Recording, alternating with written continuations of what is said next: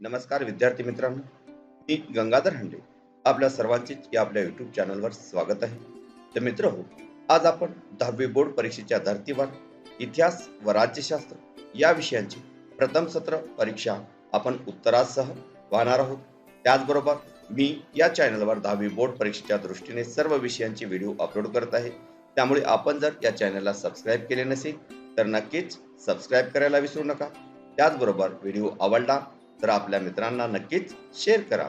तर सुरू करूया प्रथम सत्रावर आधारित इतिहास राज्यशास्त्र या विषयांची प्रश्नपत्रिका. यातील बरेच प्रश्न आपणास येणाऱ्या प्रथम सत्र परीक्षेमध्ये विचारले जाऊ शकतात. त्यामुळे आपण व्हिडिओ शेवटपर्यंत नक्की पहा. तर यातील प्रश्न पहिला अ जो आहे तो म्हणजे दिलेल्या पर्यायापैकी योग्य पर्याय निवडून विधाने पूर्ण करा. हा प्रश्न आपणास 3 गुणांसाठी विचारला जाईल. यामध्ये 3 विधाने असतील. पाहूया पहिले विधान. पहिले विधान आहे, हिस्ट्री हा शब्द टिंबटिंब या ग्रीक इतिहासकारांनी सर्वप्रथम वापरला. यासाठी पर्याय अ रेने देकार्त, ब व्हॉल्टियर, क जॉर्ज विल्यम फ्रेडरिक हेगेल आणि ड हिरोडोटस.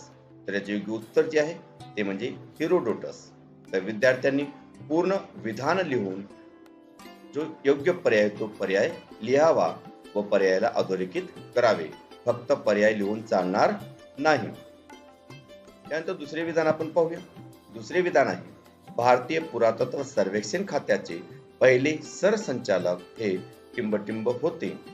यासाठी पर्याय अ अलेक्झांडर कनिंगहॅम, ब जॉन मार्शल, क विल्यम जोन्स आणि ड फ्रेडरिक मॅक्स मुलर.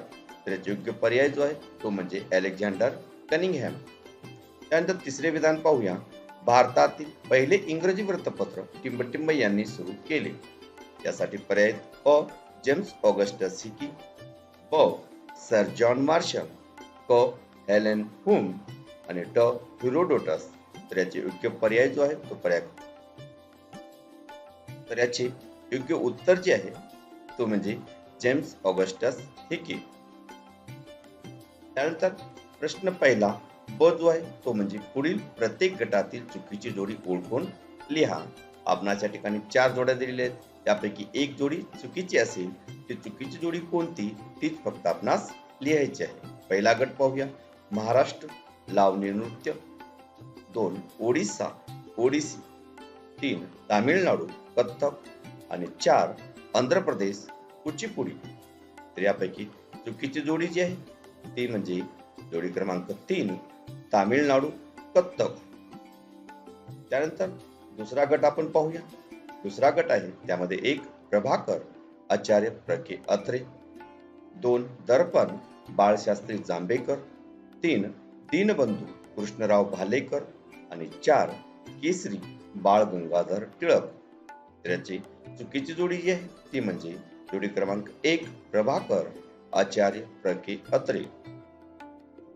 त्यानंतर तिसरा जो गट आहे तो म्हणजे त्यामध्ये 1 एंटोनियो ग्रामची वंचिताचा इतिहास, 2 ताराबाई शिंदे स्त्रीवादी इतिहास, 3 विदा सावरकर राष्ट्रवादी इतिहास आणि 4 दामोदर धर्मानंद कोसंबी वसाहतवादी इतिहास. तर यापैकी चुकीची जोडी जी आहे ती म्हणजे जोडी क्रमांक 4 दामोदर धर्मानंद कोसंबी वसाहतवादी इतिहास.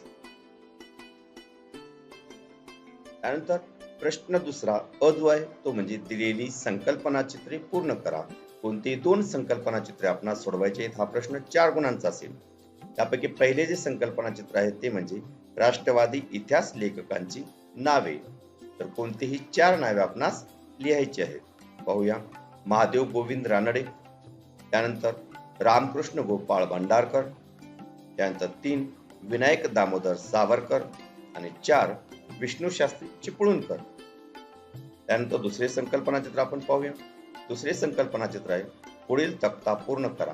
मंदिरे त्याची वैशिष्ट्ये आणि उदाहरणे आपणास लिहायचे आहेत. नागर मंदिर आणि द्राविड मंदिर. तर नागर मंदिराची वैशिष्ट्ये असे असतील की पायापासून क्रमशः लहान होत जाणाऱ्या शिखराच्या प्रतिकृती वरपर्यंत रचलेल्या असतात. तर द्राविड मंदिराची वैशिष्ट्ये आहेत शिखरापेक्षा गोपुरे म्हणजे मुख्य प्रवेशद्वार मोठी व भव्य असून त्यावर पौराणिक कथाचित्रे कोरलेली असतात. उदाहरणे पाहूया. कोणार्कचे सूर्य मंदिर आणि द्राविडचे तंजावरचे बद्रीश्वर मंदिर. त्यानंतर पुढील जे संकल्पना चित्र आहे ते म्हणजे नियतकालिके. कोणते 4 नियतकालिके आपणास लिहावयाचे आहेत. त्यामध्ये एक दिग्दर्शन, त्यानंतर भारतीय इतिहास आणि संस्कृती, त्यानंतर पुढील नियतकालिक आहे प्रगती आणि मराठवाडा इतिहास परिषद पत्रिका. त्यानंतर प्रश्न दुसरा ब जो आहे तो म्हणजे टिपा लिहा. कोणत्याही 2 टिपा आपणास लिहायचे आहेत. पाहूया पहिली टिप. उपयोजित इतिहास. तर त्याचे उत्तर एक, एखादा विषय इतर क्षेत्रामध्ये लागू करणे व त्यातून निघणारे निष्कर्ष प्राप्त करणे म्हणजे उपयोजन होय. त्यानंतर दुसरा, इतिहासाची उद्दिष्ट इतर विषयांना लागू करून नवीन निष्कर्ष काढणे यालाच इतिहासाचे उपयोजन असे म्हणतात.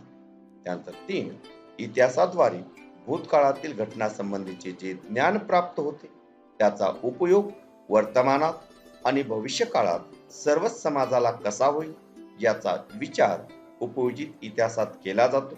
त्यानंतर 4, इतिहासात सामाजिक, धार्मिक, कला, स्थापत्य इत्यादी घटक समाविष्ट असतात. असे या विषयामध्येही इतिहासाचे उपयोजन होते. त्यानंतर दुसरी टीप आहे प्रसार माध्यमांची आवश्यकता. तर याचे उत्तर, प्रसार माध्यमांची पुढील कारणांसाठी आवश्यकता असते. त्यामध्ये एक, प्रसार माध्यमामुळे जग अगदी जवळ आले आहे, कारण त्यामुळे माहिती क्षणार्धात जगाच्या एका टोकापासून दुसऱ्या टोकापर्यंत पोहोचते. माहितीचा मुक्त प्रवाह समाजात पोहोचवण्यासाठी प्रसार माध्यमांची गरज असते. त्यानंतर दुसरा मुद्दा, प्रसार माध्यमामुळे लोकांना घटना प्रत्यक्ष पाहावयाला मिळतात. माहितीची देवाणघेवाण होते, अद्ययावत ज्ञानाचा प्रसार होतो. त्यानंतर 3, प्रसार माध्यमाद्वारे मनोरंजन होते, तसेच शैक्षणिक, व्यावसायिक प्रगतीसाठी आवश्यक असलेली माहिती ग्रामीण व दुर्गम भागापर्यंत पोहोचवली जाते.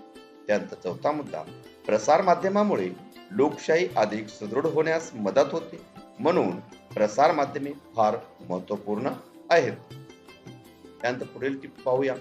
राष्ट्रवादी इतिहास लेखन.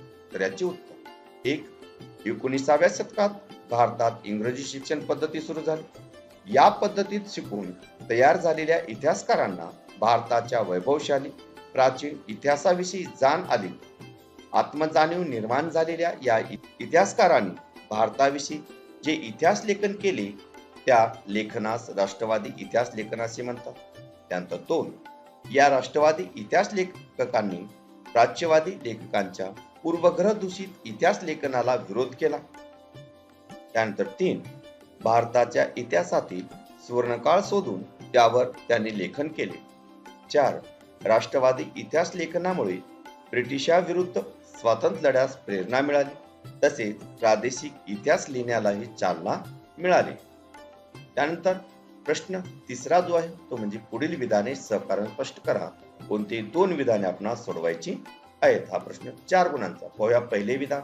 स्त्रियांच्या आयुष्याशी निगडीत विविध पैलूवर विचार करणारे संशोधन सुरू झाले. याचे कारण 1, इतिहास लेखनात पुरुष प्रधान दृष्टिकोनाचा प्रभाव होता. सीमा द बोवा या फ्रेंच विदुषीने इतिहास लेखनात स्त्रीवादी भूमिका मांडली. त्यानंतर दुसरा मुद्दा, स्त्रीवादी इतिहास लेखनात स्त्रियांचा समावेश केला गेला. 3, इतिहास लेखनाच्या क्षेत्रातील पुरुष प्रधान दृष्टिकोनाचा पुनर्विचार करण्यावर भर दिला. आणि चौथा जो मुद्दा आहे तो म्हणजे सीमा द बोवा यांच्या या स्त्रीवादी भूमिकेमुळे स्त्रियांशी संबंधित नोकरी, ट्रेड युनियन, स्त्रियांचे कौटुंबिक जीवन यांच्याशी निगडीत विविध पैलूवर विचार करणारे संशोधन सुरू झाले. त्यानंतर पुढील विधान आहे, बखर हा ऐतिहासिक साहित्यातील महत्वाचा प्रकार आहे. तर याचे उत्तर 1, ऐतिहासिक साहित्यात फारसी ग्रंथ, ताम्र, शिलालेख, कागदपत्रे, नाणी, प्रवास वर्णने इत्यादी साधनाबरोबर ऐतिहासिक बखरीचाही समावेश होतो.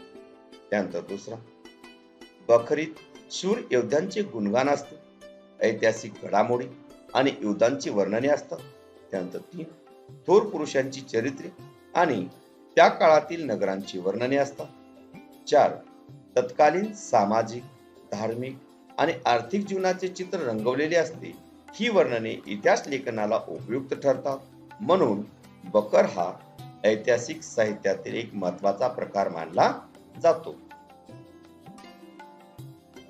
त्यानंतर तिसरे जे विधान आहे ते म्हणजे सर्व प्रसार माध्यमात दूरदर्शन अतिशय लोकप्रिय माध्यम आहे.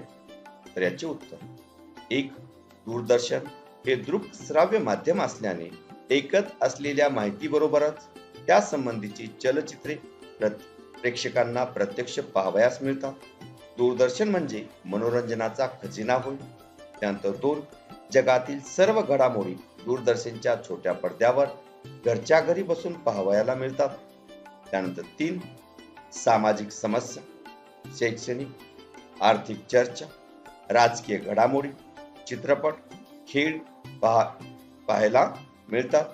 आणि चौथा जो मुद्दा आहे तो म्हणजे खेळाडू, नेते, किल्ले, युद्धे इत्यादी गोष्टीवरील माहितीपट दूरदर्शनवर पाहायला मिळतात. म्हणून सर्व प्रसार माध्यमात दूरदर्शन हे अतिशय लोकप्रिय माध्यम आहे. त्यानंतर प्रश्न चौथा जो आहे तो म्हणजे दिलेल्या उतार्याचे वाचन करून खालील प्रश्नांची उत्तरे लिहा. हा प्रश्न 4 गुणांचा आहे. हा जो उतारा आहे या उतार्यावर आपणास 3 प्रश्न विचारले जातील. त्यामध्ये प्रश्न पहिला व दुसरा हा 1 गुणांचा असेल व प्रश्न तिसरा हा 2 गुणांचा असेल. पाहूया या उतार्यावर आधारित कोणकोणते प्रश्न आहेत. त्यामध्ये प्रश्न पहिला जो आहे तो म्हणजे आकाशवाणी कोणत्या खात्याअंतर्गत येते. तर याचे उत्तर आहे आकाशवाणी भारत सरकारच्या माहिती व प्रसारण खात्याअंतर्गत येते. त्यानंतर प्रश्न दुसरा IBC चे नामकरण काय झाले. तर याचे उत्तर IBC म्हणजे इंडियन ब्रॉडकास्टिंग कंपनी या खाजगी रेडिओ केंद्राची ब्रिटिश सरकारने सर्वप्रथम Indian state broadcasting services company म्हणजेच ISBS असे केले व नंतर ऑल इंडिया रेडिओ म्हणजेच AIR असे नामकरण करण्यात आले. पाहूया प्रश्न तिसरा आकाशवाणीत कोणकोणते कार्यक्रम प्रसारित होतात. तर याचे उत्तर आकाशवाणीवर सुरुवातीस शासकीय कार्यक्रम व उपक्रमाची माहिती दिली जात असे. त्यानंतर 2 नंतर मनोरंजनपर, प्रबोधनपर आणि साहित्यिक मूल्य असणारे कार्यक्रम सादर केले जाऊ लागले. त्यानंतर तिसरा मुद्दा शेतकरी, कामगार, युवा, महिला, मुले अशा सर्वांसाठी विशेष कार्यक्रम सादर होतात. त्यानंतर 4 विद्याभारती या सेवेद्वारे 24 भाषा व 146 बोली भाषांमध्ये कार्यक्रम प्रक्षेपित केले जातात. आणि 5 रेडिओ मिर्ची यासारख्या अनेक खाजगी रेडिओ सेवाही FM चालू झालेल्या आहेत. त्यानंतर प्रश्न 5वा जो आहे तो म्हणजे पुढील प्रश्नांची सविस्तर उत्तरे लिहा. हा प्रश्न 6 गुणांचा आहे आणि यामध्ये कोणतेही 2 प्रश्न आपणास सोडवायचे आहेत. पाहूया प्रश्न पहिला वर्तमानपत्राची पूर्वसुरी स्पष्ट करा. याचे उत्तर वर्तमानपत्राची पूर्वसुरी पुढील प्रमाणे आहे. त्यामध्ये 1 इजिप्तमध्ये सरकारी आदेशांचे कोरीव लेख सार्वजनिक ठिकाणी लावून ठेवले जात असत. त्यानंतर 2 प्राचीन रोमन साम्राज्यात देशातील महत्वाच्या घटना सरकारी हुकूम कागदावर लिहून ते कागद प्रांतोप्रांती वाटत असत. जुलियस सीझरच्या काळी ऍक्टा डायना म्हणजे रोमच्या घटना नावाचे वृत्तपत्र रोम मध्ये सार्वजनिक ठिकाणी लावत असत. तसेच तिसरा जो मुद्दा आहे तो म्हणजे चीन मध्ये 7व्या शतकात सरकारी निवेदने सार्वजनिक ठिकाणी लावली जात असत. त्यानंतर चौथा मुद्दा इंग्लंड मधील लढायांची किंवा महत्वाच्या घटनांची पत्रके प्रवासी, फिरस्ते व अन्य लोकांना वाटत असत.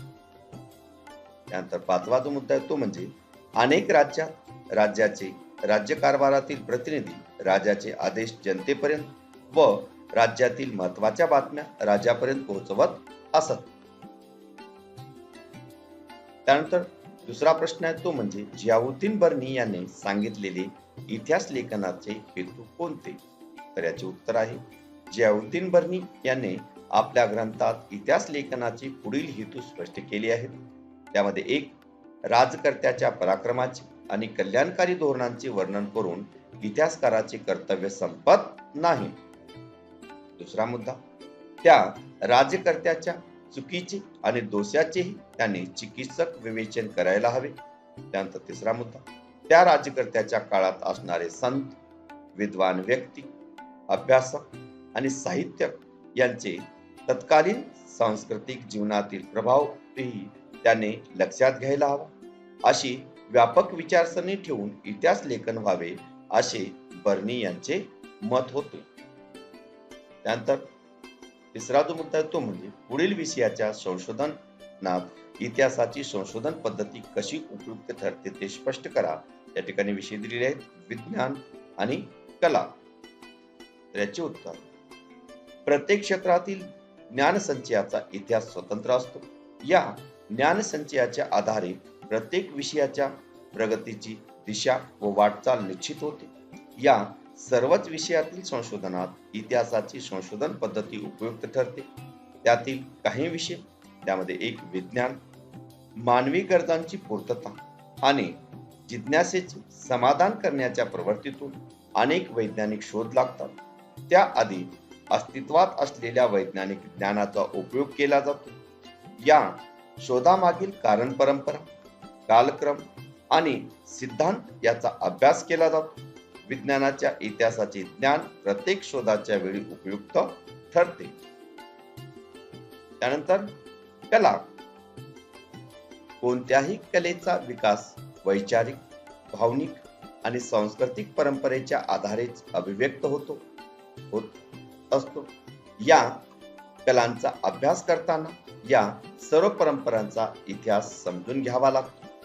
संबंधित कलाकृती कशी साकार झाली, त्यामागे निर्मात्याची कोणती मानसिकता होती, प्रचलित कलाशैली कोणत्या होत्या, या सांस्कृतिक इतिहासाचा अभ्यास महत्वाचा ठरतो. त्यानंतर प्रश्न 6वा जो आहे तो म्हणजे दिलेल्या पर्यायापैकी योग्य पर्याय निवडून विधाने पूर्ण करा. यामध्ये 2 विधाने असतील. त्यापैकी पहिले जे विधान आहे ते म्हणजे महाराष्ट्रात स्थानिक शासन संस्थांमध्ये महिलांसाठी टिंबटिंब टक्के जागा राखीव ठेवण्यात आलेल्या आहेत. यासाठी पर्याय अ 25, ब 30, क 40 आणि ड 50. तर योग्य उत्तर आहे पर्याय क्रमांक ड 50. त्यानंतर दुसरे विधान जे आहे ते म्हणजे टिंबटिंब मध्ये निवडणूक आयोगाची स्थापना झाली. अ 1947, ब 1950, क 1970 आणि ड 1960. तर याचे योग्य उत्तर आहे 1950. त्यानंतर प्रश्न 7वा, पुढील विधाने चूक की बरोबर ते सहकारण स्पष्ट करा. कोणतेही 2 विधाने आपणास सोडवायचे आहेत. पहिले विधान आहे आघाडी शासनातून अस्थिरता निर्माण होते. तर याचे उत्तर हे विधान चूक आहे. कारण 1989च्या निवडणुकीनंतर कोणत्याही पक्षाला बहुमत न मिळाल्याने आघाडी सरकारे केंद्रात व राज्यात अधिकारावर आले. त्यानंतर 2, पक्षांचा आपापला कार्यक्रम बाजूला ठेवून समान कार्यक्रमावर, भूमिकेवर एकत्र येऊन हे पक्ष सरकार चालवू लागले. त्यानंतर 3, 1977च्या जनता पक्षाचा प्रयोग फसल्यानंतर आता केंद्र व राज्य पातळीवर आघाडी शासन चांगल्या प्रकारे काम करीत आहेत.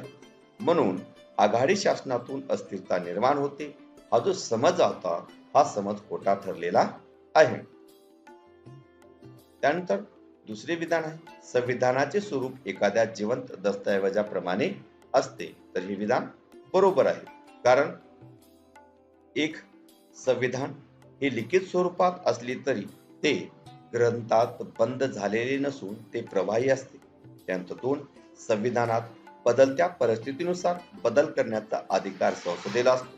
त्यानंतर 3, संसदेच्या मूलभूत चौकटीला धक्का न लावता जनतेच्या इच्छा पूर्ण करण्यासाठी संसद असे बदल करू शकते. संविधानाच्या या प्रवाही गुणधर्मामुळे त्याचे स्वरूप एखाद्या जिवंत दस्तऐवजाप्रमाणे असते. त्यानंतर तिसरे जे विधान आहे ते म्हणजे विशिष्ट प्रसंगी निवडणूक आयोग एखाद्या मतदारसंघात पुन्हा निवडणुका घेतात तर हे विधान बरोबर आहे, कारण एक काही वेळा विधानसभेच्या किंवा लोकसभेचा एखादा सदस्य आपल्या प्रतिनिधित्वाचा राजीनामा देतो किंवा दोन एखाद्या प्रतिनिधीचे अकस्मात निधन होते किंवा तीन निर्वाचित सदस्याने पक्षांतर केले तर पक्षांतरबंदी कायद्याप्रमाणे त्याचे सदस्यत्व रद्द होते. अशा वेळी त्या मतदारसंघाची कामे कोण करणार हा प्रश्न निर्माण होतो. म्हणून निवडणूक आयोग त्या जागेसाठी पोटनिवडणूक घेतो. प्रश्न 8वा अ जो आहे तो म्हणजे पुढील संकल्पना स्पष्ट करा. कोणती एक संकल्पना? त्यामध्ये पहिली संकल्पना आहे मध्यावधी निवडणुका. तर याचे उत्तर एक, निवडणुका घेणे हे निवडणूक आयोगाचे कार्य आहे. त्यानंतर 2, निवडून आलेले सरकार मुदत पूर्ण होण्याआधी अल्पमतात आले किंवा आघाडीचे शासन असल्यास अथवा घटक पक्षांनी पाठिंबा काढून घेतल्यास सरकारचे बहुमत संपुष्टात येते.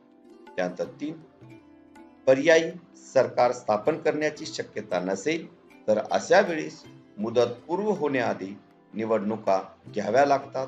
त्या मध्यावधी निवडणुका म्हणून ओळखल्या जातात. त्यानंतर दुसरा संकल्पना आहे प्रादेशिक पक्ष.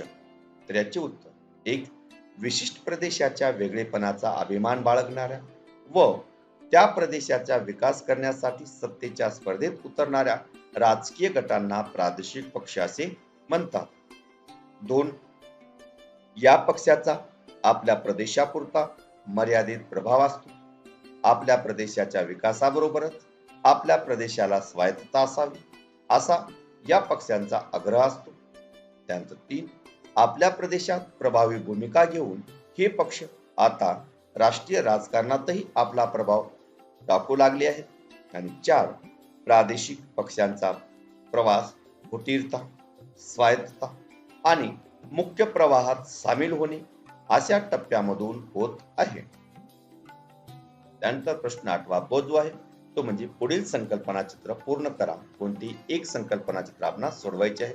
पहिले संकल्पना चित्र आहे भारतातील प्रादेशिक पक्ष.